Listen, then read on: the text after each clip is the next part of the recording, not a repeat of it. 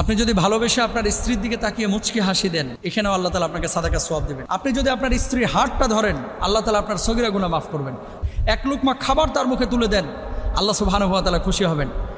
ভালোবাসা উতলিয়ে পড়ে বিয়ের আগে, কিন্তু বিয়ের পরে মানুষ আর স্ত্রীদেরকে ভালোবাসে না। আমাদের সমাজের মধ্যে আজকে খেয়াল করে দেখেন, অধিকাংশ স্বামী স্ত্রী একসাথে কিন্তু খাবার গ্রহণ করে না, আলাদা আলাদা খাবার গ্রহণ করে। অথচ আল্লাহ রাসূল সাল্লাল্লাহু আলাইহি ওয়াসাল্লাম একসাথে স্ত্রীদের সঙ্গে খাবার গ্রহণ করেছেন যখন বাসায় থেকেছেন। কেন আজকে আমাদের পারিবারিক অশান্তি জানেন? মূলত সংসার আছে, স্বামী স্ত্রীর স্বীকৃতি আছে, আন্তরিক হৃদ্যতা আমাদের ভিতরে নেই। হিসাব নিকেশ যখন স্বামী স্ত্রীর মধ্যে এমনটা হবে, বিয়ে করে তার কাছ থেকে আমি পেলাম কি, স্ত্রীও যখন বলবে যে বিয়ে করে আমি স্বামীর কাছে কি পেলাম, পারিবারিকভাবে ঝামেলাটা তখনই তৈরি হবে। সুতরাং বৈবাহিক অবস্থাটা এটা একটা হৃদ্যতার অবস্থা। ভালোবাসা যদি বাড়াইতে চান, একসাথে স্ত্রীর সঙ্গে খাবার খান। ভালোবাসা বাড়াইতে চাইলে স্ত্রীর পছন্দ অপছন্দ বিষয়টাকে প্রায়োরিটি দেন, এবং স্বামীরও পছন্দ অপছন্দ বিষয়